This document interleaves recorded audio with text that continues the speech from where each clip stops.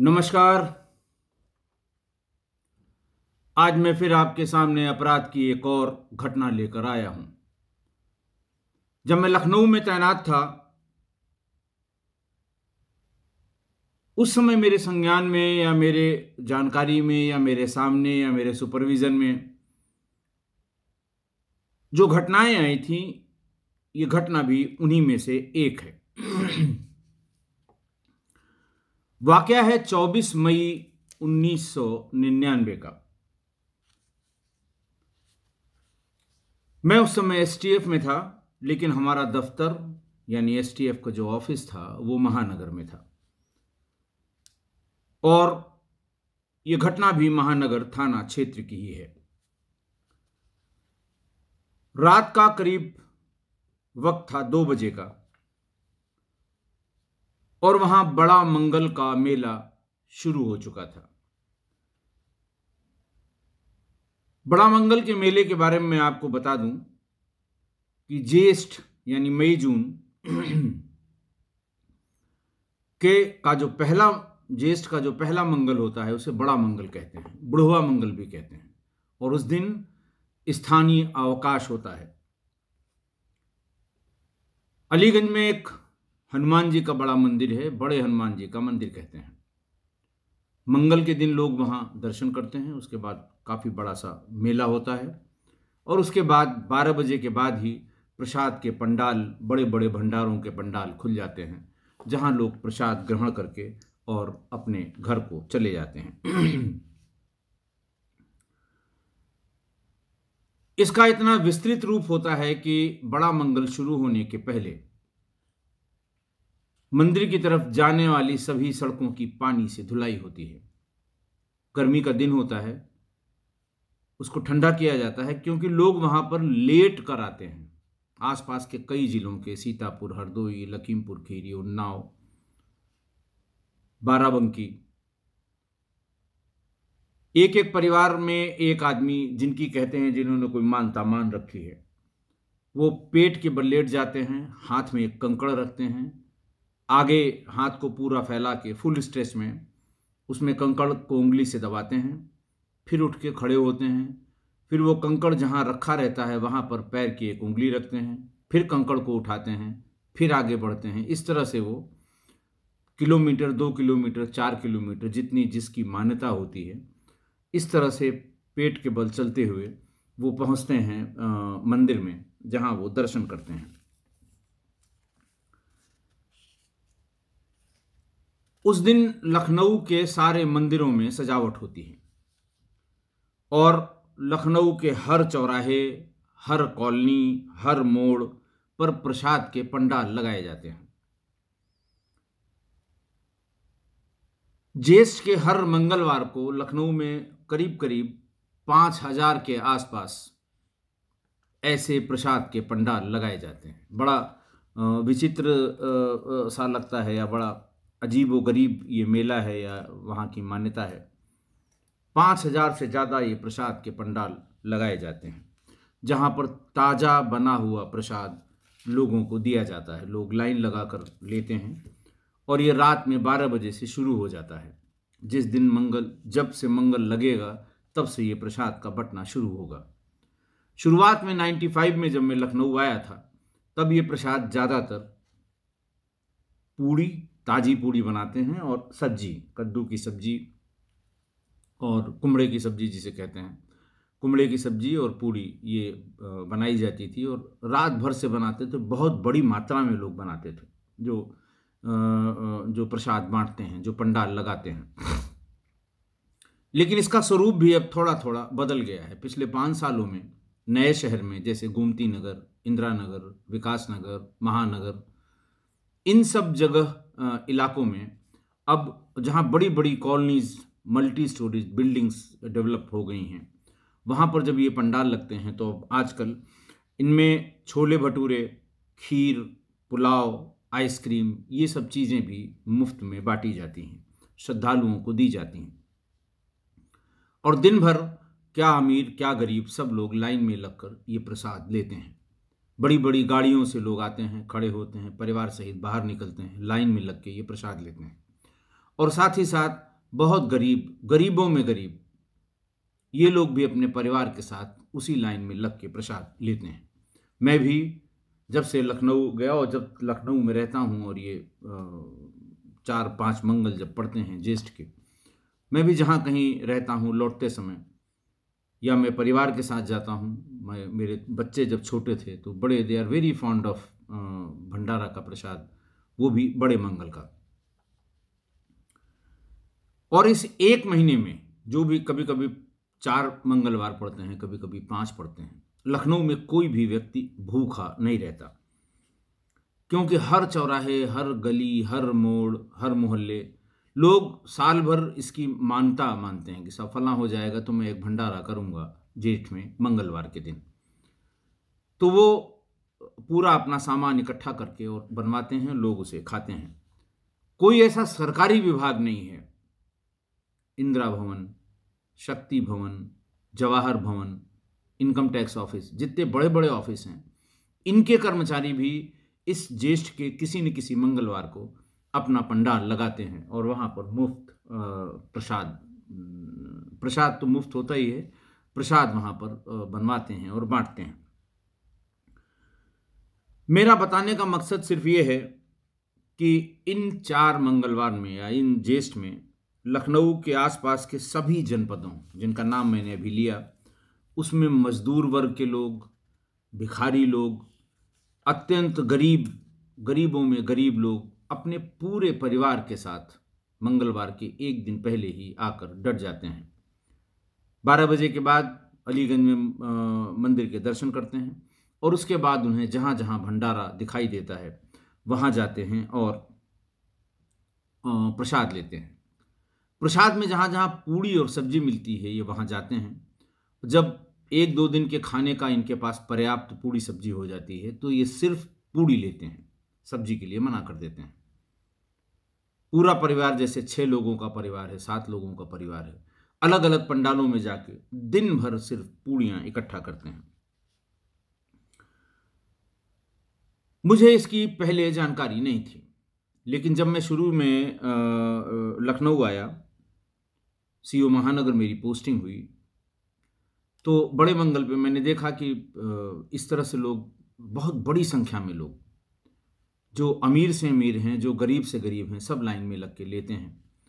और ये भी देखा कि वही झुंड गरीब लोगों का, भिखारियों का, लेबर क्लास के लोगों का, परिवार सहित सारे बच्चे और घर वाले सब एक साथ लग के लेते हैं और कहीं कहीं तो ये दोबारा तिबारा भी लेते हैं। लेकिन कभी कोई इनको मना नहीं करता। वो जानते हैं कि हाँ ये दोबारा लेने आया है, तिबारा लेने आया है, लेकिन कभी भी कोई इनको मना नहीं करता कि तुम दोबारा आए हो, चले जाओ। अगर मान लिया किसी ने कहीं मना भी किया हो, मेरे संज्ञान में नहीं है, तो वो किसी दूसरे पंडाल में चले जाते हैं और वहाँ से वो ले आते हैं। 96 में बात जुलाई या जून की होगी, जब बरसात शुरू हो जाती है। जुलाई के बाद ही बरसात शुरू हो जाती है। मैं निशातगंज में अपने ऑफिस में, सीओ महानगर का ऑफिस आज भी वहीं है, ऑफिस में बैठा हुआ था। हल्ला हुआ कि जो उमराव सिनेमा हॉल है, उमराव सिनेमा हॉल निशातगंज में आज भी है, लेकिन अब वो मल्टीप्लेक्स टाइप का बन गया है। पहले वो पुराने ज़माने का, पुराने ढांचे का या पुराने पैटर्न का सिनेमा हॉल हुआ करता था। उसके ठीक पीछे एक स्लम था, झुग्गी झोपड़ियों की बहुत घनी सी आबादी थी। जगह बहुत ज़्यादा नहीं है, लेकिन जितनी भी है वहाँ पर झुग्गी झोपड़ियों में लोग रहते हैं। मज़दूर, बहुत गरीब, कुछ भिखारी भी और कुछ थोड़े अच्छे भी, जो बुधवार के दिन निशातगंज में लगने वाली बुद्ध बाजार को में पार्टिसिपेट करते हैं, सामान वामान अपना लगाते हैं। तो वो बहुत बड़ी संख्या वहाँ रहती है। तभी एक सूचना आई वायरलेस पर कि साहब वहाँ पर एक व्यक्ति को गोली मार दी गई। हुआ ये था कि वो व्यक्ति मोटरसाइकिल से कहीं से आ रहा था और जैसे ही वो उमराव सिनेमा के सामने पहुंचा, उसके दुश्मनों ने, या जिससे उनकी दुश्मनी थी, उसको जैसे ही देखा, दुश्मनों ने खदेड़ा, ये मोटरसाइकिल वहीं छोड़ के उसी मलिन बस्ती की तरफ, झुग्गी झोपड़ी की तरफ भाग गया। हमलावर भी उसके पीछे पीछे भागे और उसे कहीं लोकेट कर लिया, गोली मार दी, उसकी मृत्यु हो गई। तो ये मैसेज हुआ कि वहाँ पर एक व्यक्ति की हत्या हो गई है। मेरे इंस्पेक्टर थे रमेश सिंह, इंस्पेक्टर महानगर। मैंने उनसे पूछा, वायरलेस पे ही, वायरलेस का ही साधन था। उन्होंने कहा साहब हत्या हुई है, आप भी चाहें तो आ सकते हैं। मैं भी गया वहाँ पर। उस झुग्गी झोपड़ियों के बीच में गुजरते गुजरते वहाँ पर ये पूछने की कोशिश की जा रही थी, हम भी, हमारे इंस्पेक्टर भी और बाकी जो लोग हम लोगों के साथ चलते हैं, कितने लोग थे, कब मारा, क्या उनका पहनावा था, उम्र कितनी लग रही थी, बेसिक ये जानना चाहते थे। हालांकि तब तक उनके परिवार वाले भी आ गए थे और उन्होंने शंका व्यक्त की थी कि फला फला लोग होंगे। तो हम लोग उसको टैली करने के लिए कि 40 की उम्र का कोई था, 30 की, ये पूछ रहे थे। तभी मेरी निगाह पॉलीथीन ढकी हुई एक झुग्गी झोपड़ी पर पड़ी, जिसमें एक महिला ईंटों से बने हुए अपने चूल्हे पर एक बड़े से बर्तन में कुछ पका रही थी, लेकिन मसाले की महक आ रही थी। शाम का वक्त था, पानी निकल चुका था, लेकिन बरसात का सीजन था। बहुत काफ़ी वहाँ पर पानी बस्ती में भरा हुआ था और हम लोग बच बच के चल रहे थे। उसमें थोड़ी सी और खुशबू आ रही थी। मैं 1 मिनट के लिए ठिठका और मैंने पूछा, माता जी क्या बना रही हैं? वो कुछ नहीं बोली। ये भी देखा मैंने कि उसके 3 बच्चे वहीं सामने ही, झुग्गे के नीचे ही, उस चूल्हे के सामने ही बैठे हुए थे और उनके पास, उनके सामने टूटी फूटी उनकी एल्युमिनियम की प्लेट या थाली जैसी पड़ी हुई थी। लग रहा था कि वो खाना बना रही है और बच्चे सब खाने के इंतज़ार में हैं। मेरे 2 बार पूछने के बाद भी वो कुछ नहीं बोली। मुझे थोड़ा अजीब लगा। मैंने कहा, क्या बात है, आप क्यों नहीं बता रही हैं? मुझे लगा कि शायद ये कोई नॉनवेज बना रही है, इसलिए बताने में हिचक रही है। लेकिन तब तक उसने जल्दी जल्दी बना हुआ खाना अपने 3 बच्चों की थाली में परोसा और परोस के एक बड़ी पॉलीथीन के पैकेट में कुछ सूखी और टूटी हुई पूड़ियाँ लेकर वो आई। उसने कहा, साहब ये उबाल रहे थे, हम पूड़ी उबाल रहे थे। मैंने कहा, पूड़ी उबाल रही थी? बोले, हाँ साहब, पूड़ी उबाल रहे थे और इसको उबाल लेते हैं पानी में, और इसमें जो रॉ नमक होता है, ढोके वाला जो कंकड़ जैसा होता है, वो नमक हिसाब से डाल देते हैं और 5 रुपए का पैकेट मसाले का आता है, गरम मसाले का, वो पहले से लेकर रखे रहते हैं, थोड़ा सा मसाला मिला देते हैं, स्वादिष्ट हो जाता है और इसी को हम लोग बच्चों को और हम और हमारे पति सब लोग मिल के खाते हैं। तो मैंने कहा, ये सूखी पूड़ी क्यों है?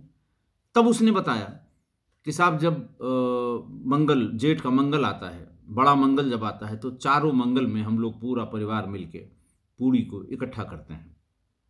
फिर मई जून का महीना होता है, तेज धूप होती है, 8-10 दिन इसको खुले में धूप में अच्छी तरह से सुखा लेते हैं ताकि उसमें जरा सा भी नमी न रह जाए और ख़राब ना हो।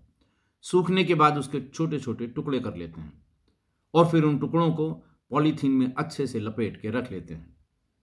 जब बरसात का सीज़न शुरू होता है तो लेबर का काम एकदम बंद हो जाता है, मकानों का कंस्ट्रक्शन बंद हो जाता है, सड़क दुकानों का कंस्ट्रक्शन बंद हो जाता है।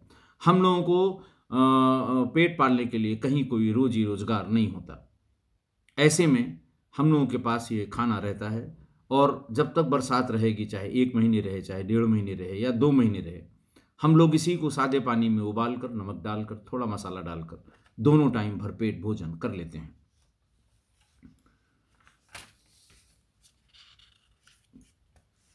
मैं ये सुनकर, मैंने देखा भी वो, और उसने बताया कि इस तरह के जो पॉलीथीन के पैकेट हैं वो कई उन्होंने भर के रखे हुए हैं और अगले, जब तक उन्हें काम कोई नहीं मिलता तब तक वो यही भोजन करेंगे। उस दिन मेरी समझ में आया कि ये गरीब लोग, गरीबों में गरीब लोग, मंगल के उस मेले में, बड़े मंगल के उस मेले में क्यों घूम घूम के हर पंडाल से पूड़ी इकट्ठा करते हैं और क्यों इन 4-5 मंगल के दिन आसपास की इतनी भीड़ शहर में जमा होती है, क्यों सब पूरे परिवार के साथ आते हैं। छोटा सा बच्चा भी अगर 5 साल का है तो वो भी लाइन में लग के वो प्रसाद लेता है। वो दिन और आज का दिन मेरी इन गरीबों में गरीब लोगों के प्रति बहुत श्रद्धा हुई और उससे भी ज़्यादा श्रद्धा हुई उन लोगों के प्रति जो इन मंगल में भंडारे के लिए पंडाल लगाते हैं और सबको बिना हिचक खाना खिलाते हैं। जो भी उनके यहाँ लाइन में आएगा वो कभी नहीं पूछते कि आप किस जाति के हैं, किस धर्म के हैं। वो सबको प्रसाद देते हैं और कितनी बार वो ले गया है ये भी कभी नहीं टोकते कि तुम चौथी बार आए हो, पांचवी बार आए हो। जितनी बार आएगा वो पैकेट बनाए रहते हैं, कहीं कहीं दोने में देते हैं, कहीं कहीं प्लास्टिक के पैकेट में देते हैं। जहाँ जैसी व्यवस्था हो गई उसमें ये देते हैं। तब से ये दोनों ही मेरे लिए श्रद्धा का विषय बने रहे। मैंने इतना सब इसलिए बताया क्योंकि वाकये वाले दिन यानी 24 मई 1999 को दिन था सोमवार और 12 बजे के बाद मंगल लग गया था।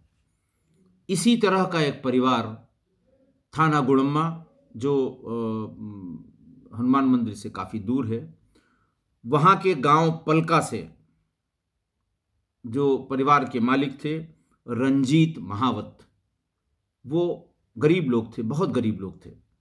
अपने पूरे परिवार के साथ कपूरथला चौराहे के पास एक किसी बड़े मकान का निर्माण हो रहा था, मकान या शॉपिंग कॉम्प्लेक्स का, उसमें उनका भाई रहता था।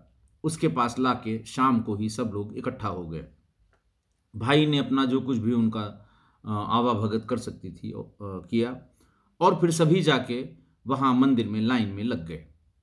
12 बजे जैसे ही मंदिर खुला, इन लोगों ने दर्शन किया और सब भाग के, क्योंकि एक पंडाल तो प्रसाद का परमानेंट लगता है, मंगलवार को सहारा वाले लगाते हैं कपूरथला चौराहे के कॉर्नर पर। उसके बाद जब आप वहाँ से निराला नगर की तरफ चलेंगे फ्लाईओवर क्रॉस करके, विवेकानंद हॉस्पिटल क्रॉस करके, तो फ्लाईओवर से पहले ही बाएं दाएं दोनों तरफ कई मंदिर हैं, वहाँ भी 3-4 पंडाल लगते हैं। इसके अलावा अलीगंज मंदिर से कपूरथला आते समय भी दोनों तरफ 3-3, 4-4 प्रसाद के पंडाल लगाते हैं लोग। बड़े व्यवसायी लोग, बड़े कारोबारी लोग, जिन्होंने मान रखा है अपना कुछ न कुछ, किसी की तबीयत खराब होने पे या व्यवसाय के संबंध में कुछ मान रखा है, वो पूरा हो गया है, तो वो कहते हैं कि वो अपना पंडाल लगाते हैं और अपना जो भी आता है उस दिन उसको वो खाना देते हैं। तो ये पूरा परिवार इनका रंजीत महावत का, वो दर्शन करने के बाद सब पूरा परिवार अलग अलग पंडालों पे प्रसाद लेने के लिए चला गया। रंजीत महावत के परिवार में उनका भाई की पत्नी, उनके बच्चे, रंजीत महावत की पत्नी और उनके 4-5 बच्चे, ये सभी इन्होंने अपना शुरू कर दिया। जो पंडाल प्रसाद देना शुरू कर रहे थे वहां जाके इकट्ठा कर रहे थे। रात के करीब 2 बज गए। तभी रंजीत महावत की छोटी बेटी कुमारी रेशमी, जिसकी उम्र करीबन 9 साल थी, उसकी वो सहारा वाले पंडाल से वही पूड़ी सब्जी का प्रसाद लेकर निकली और थोड़ी देर बाद किसी बच्ची की बहुत तेज चीख, वहां आवाज, उसकी चीख सुनाई पड़ी। हालांकि भीड़ बहुत थी, मेला एकदम शबाब पर था, बड़े बड़े लाउड स्पीकर में तमाम धार्मिक गाने बज रहे थे, लेकिन वहां जो लोग बैठे हुए थे उन्होंने चीख को साफ साफ सुना। उसी पंडाल के पीछे की एक चाय की दुकान, जो वहाँ की परमानेंट चाय की दुकान है, वहाँ पर यूनिवर्सिटी में पढ़ने वाले और अलीगंज के सेक्टर ए में रहने वाले 4 लड़के, अधेंदु शेखर, गौरव, करण और रजत, रात में अपना मेला देखने का उद्देश्य भी रहा होगा और चाय पीने के लिए अपने घरों से आए थे। दोनों 2 स्कूटर पे थे, लेकिन भीड़ की वजह से वो स्कूटर कपूरथला मार्केट के थोड़ा पहले खड़ी करके पैदल ये लोग उस चाय की दुकान पर गए थे। जब चीख सुनाई पड़ी तो ये चारों खड़े हुए। चारों ने एक दूसरे से पूछा, किसी बच्ची की चीख है? बोले हाँ है। तो वो लोकेट करने की कोशिश कर रहे थे कि ये चीख आई कहां से। इसी बीच इन चारों में से रजत ने देखा कि एक टाटा सुमो तेजी से, शायद वहां पहले से खड़ी रही होगी, वो अलीगंज की तरफ जा रही है और उसमें किसी बच्ची का हाथ शीशे पर बार बार पड़ रहा है। भीड़ बहुत ज्यादा थी, इसलिए बहुत तेजी से वो टाटा सुमो नहीं जा पा रही थी। ये चारों बच्चे भागे अपने स्कूटर की तरफ। इन्होंने कहा, हो न हो ये चीख जो सुनाई पड़ रही है, बीच में हाथ बार बार लग रहा है, इसका मतलब ये किसी परेशानी में है। ये चारों भागे। इन्होंने स्कूटर स्टार्ट किया और उस गाड़ी का पीछा करने की कोशिश की, लेकिन भीड़ की वजह से ये भी पूरी रफ्तार से नहीं चल पा रहे थे। जब तक ये अलीगंज थाने के जाने वाली मोड़ तक पहुंचते, सामने से वो गाड़ी गायब हो गई। वो टाटा सुमो किस गली में मुड़ गई, इनकी आंख से ओझल हो गई। पर इन चारों बच्चों ने उस टाटा सुमो का नंबर नोट कर लिया। उस टाटा सुमो का नंबर था UP 32S4090। स्कूटर लेके वो आसपास बहुत घूमे, वहां से राम राम बैंक चौराहे तक भी गए, अलीगंज के तमाम सेक्टर में घूमे, लेकिन वो टाटा सुमो उन्हें दिखाई नहीं पड़ी। मायूस होकर ये चारों लड़के दोनों मोटरसाइकिल पर वापस लौट के कपूरथला चौराहे पर आए और जहां उनका अंदाजा था कि जहां से गाड़ी चली होगी, वहां आसपास पूछने की कोशिश की कि जिसकी बच्ची होगी, हो सकता है वो वहां पर आकर उसने पूछा हो। जब कुछ नहीं पता लगा तो वहां मेले के प्रबंधन के सिलसिले में जो बंदोबस्त होता है, उस सिलसिले में खड़ी बहुत बड़ी संख्या में जो पुलिस वाले थे, उनको बात बताई कि साहब ऐसा ऐसा हुआ है, ये गाड़ी नंबर है, ये इधर गई है। पुलिस वाले उनको लेकर सीधे मेला के कंट्रोल रूम गए, जो पीछे की तरफ मंदिर के प्रांगण में बना रहता है। कंट्रोल रूम में जाके इन चारों लड़कों ने पूरी बात बताई।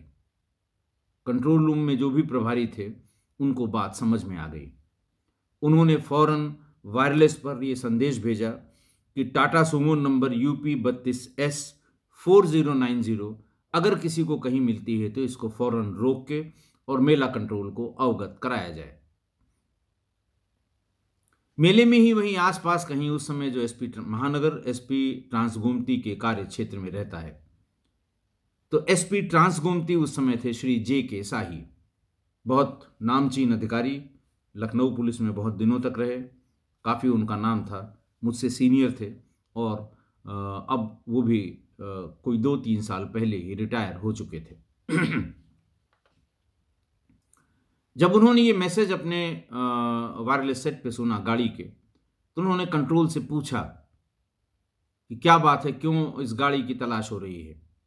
कंट्रोल रूम वाले ने कहा कि सर, आप अगर किसी टेलीफोन पॉइंट पर हों तो मैं टेलीफोन से बताऊंगा। SP ट्रांसगोमती साहब तुरंत समझ गए कि बात कोई सीरियस है, जो टेलीफोन पर नहीं बताई जा सकती, जिसके बताने से पैनिक हो जाएगा, शायद इसलिए ये बता नहीं रहा है। इसलिए वो सीधे कंट्रोल रूम पहुंच गए। वहां जब उन्होंने पूरी बात सुनी तो उनकी समझ में आ गया कि कुछ न कुछ गड़बड़ जरूर है। वो खुद सेट पर आ गए और वहाँ जिन जिन थानाध्यक्षों की ड्यूटी लगी हुई थी, उनको अलग अलग क्षेत्र बताया।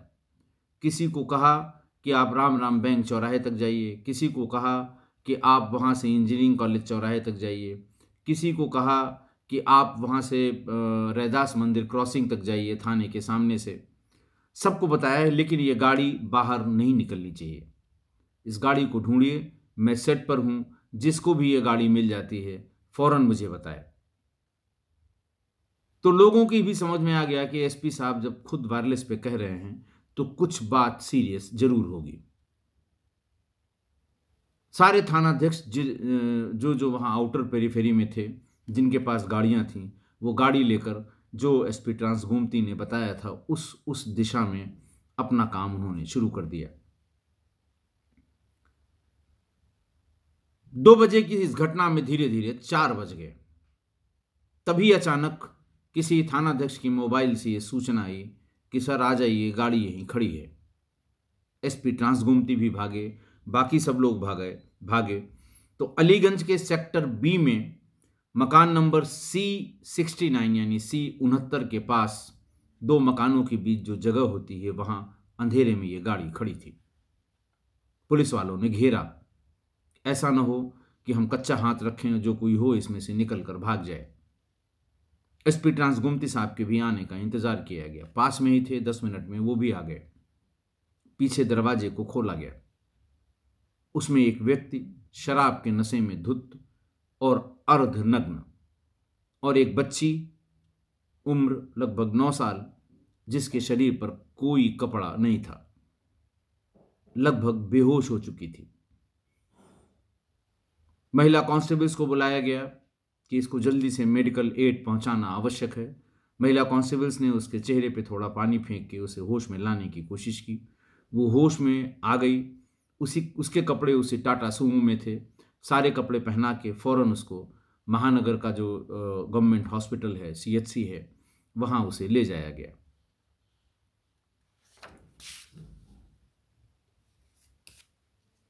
गिरफ्तार व्यक्ति ने अपना नाम गिरेंद्र नारायण बताया।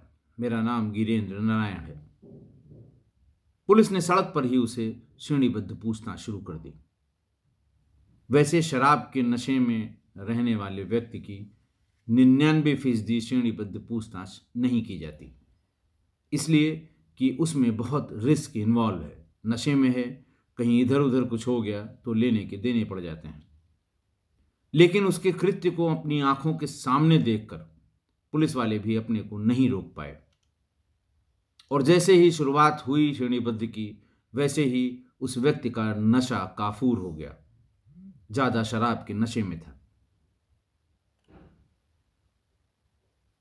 जब नशा उतर गया श्रेणीबद्ध के बाद, तो उसने अपना नाम वही बताया, गिरेंद्र नारायण, और उसने बताया कि उड़ीसा प्रांत के कनकापुर स्टेट के राजा ज्योतिन्द्र नारायण मेरे पिता का नाम है और मैं उनका लड़का हूं। ये सुनते ही लोगों की समझ में नहीं आया कि भाई ये कैसा आदमी है। बहरहाल उससे पूछा गया, यहां तुम कैसे आए? उड़ीसा से। उसने कहा, साहब एक और दूसरे राजा हैं जिनकी कोठी है, उनके यहाँ मेरी बहन की शादी हुई है, एक और रिश्तेदार की शादी यहाँ हुई है, तो लिहाजा बार बार आने जाने के लिए हमारे पिताजी ने अलीगंज में एक मकान खरीद लिया है, और पिछले कुछ दिनों से मैं और मेरे पिताजी उसी मकान में रह रहे हैं।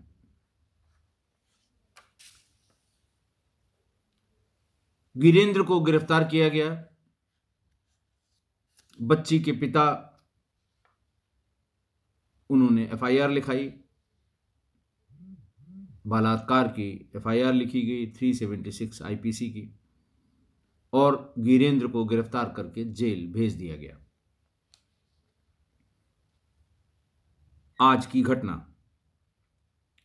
मैंने कुछ दिन पहले आपको एक घटना के बारे में बताया था, जिसमें नामजद आरोपी या जो अभियुक्त थे वो सभी नवाब थे,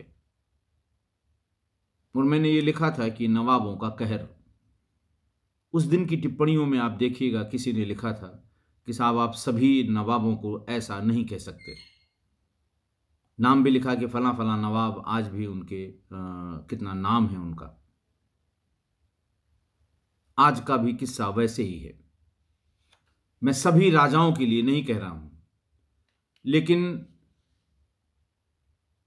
जो राजकुमार ने आज ये घिनौनी हरकत की है, घिनौना कुकृत्य किया है, एक बच्ची के साथ घिनौना अपराध किया है, गंदी और ओछी हरकत की है, तो ये तो कहा ही जाएगा कि एक राजकुमार ने, जिनके पिता एक स्टेट के राजा हैं, उसने ऐसा एक छोटी बच्ची के साथ किया, ऐसा घिनौना काम किया। पता नहीं ये स्टेट कनकापुर उड़ीसा का छोटा स्टेट है कि बड़ा स्टेट है, क्या रहा होगा, लेकिन एक बात तो तय है कि जमींदारी उन्मूलन के बाद, प्रिवी पर्स खत्म होने के बाद, राजाओं की, जमींदारों की जो दशा हुई है, राजा कनकापुर यानी आज के गिरफ्तार अभियुक्त के पिता उसका नमूना है, उसका उदाहरण है। यह सही है कि सारे राजा आज भी ऐसे नहीं होंगे जैसा कृत्य इस राजकुमार ने किया है, लेकिन इसने राजे रजवाड़ों को कलंकित जरूर किया है। आज की घटना में जो जेठ के मंगल के दिन हुई, ये कितना पवित्र दिन था। मैंने ये बताया कि कैसे प्रसाद के भंडारे की पूड़ियाँ गरीबों का पेट कई कई महीने तक भरती हैं। अगर किसी को गरीबी, लाचारी और श्रद्धा एक साथ देखनी हो, श्रद्धा उनकी जो खिलाते हैं, जो प्रसाद बांटते हैं, गरीबी उनकी जो दूर दूर से आके कई महीनों के खानों का इंतज़ाम करते हैं, तो कभी मेरे भी दिमाग में नहीं आया कि पूरी ऐसी वस्तु है जिसका सुखा के अगर प्रयोग किया जाए तो कई कई महीने तक उसका प्रयोग किया जा सकता है। उसी गाड़ी में बड़ी बड़ी लंबी लंबी गाड़ियों वाले भी उसी पंक्ति में, उसी कतार में वो भी प्रसाद लेते हैं, और ये जो भूख से बिलबिला रहे हैं, गरीब हैं, ये भी प्रसाद लेते हैं। अगर ये एक साथ देखना हो तो अगला जेठ का जो मंगल है या अगला जेठ का महीना जो है वो 17 मई 2022 से 14 जून 2022 तक होगा। इस बीच में पड़ने वाले जितने मंगल हैं, आप किसी मंगल पर आप अपने किसी रिश्तेदार के यहाँ वैसे भी घूमने, इमामबाड़ा घूमने आए, तो एक बार घूम के इसे देख जरूर लें। इस गरीबी को भी देखें और इस श्रद्धा को भी देखें।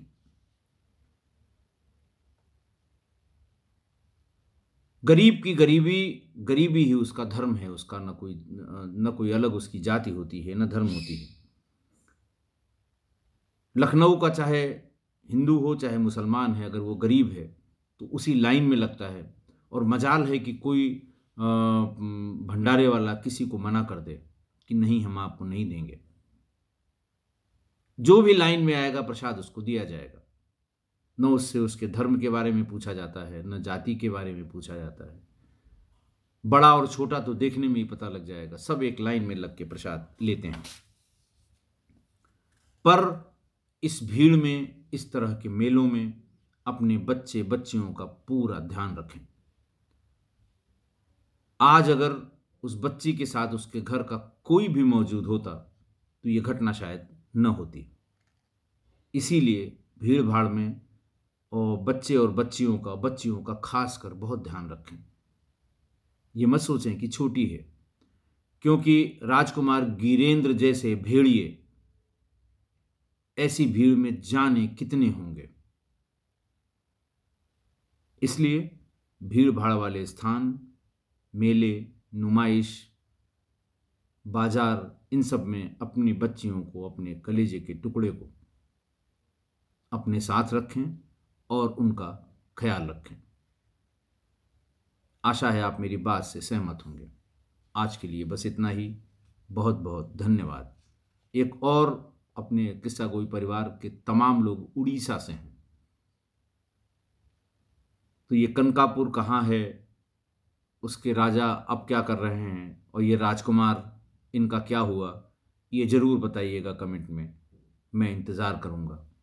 आज के लिए बस इतना ही। बहुत बहुत धन्यवाद।